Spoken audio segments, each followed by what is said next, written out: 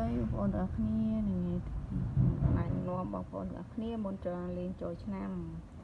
ចាបងប្អូនមុនដល់លេងចូលឆ្នាំដាក់មួយឈុតនេះនៅផ្ទះ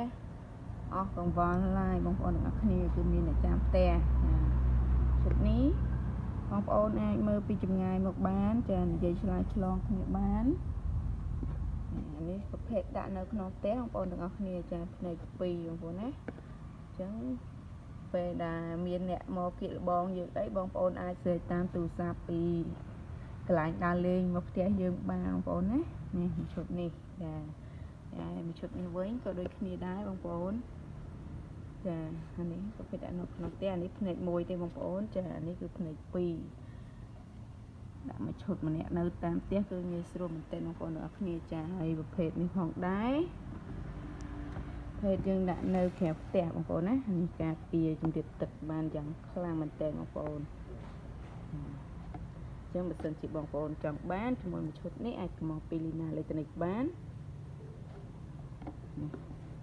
ងាករាយឆ្វេងស្ដាំលើក្រោមបងប្អូន color ខាងយប់ខាងថ្ងៃបងប្អូនណាធ្វើការកុំភ្លេចជាមួយនឹងលីណាអេឡិចត្រូនិកអរគុណបាយ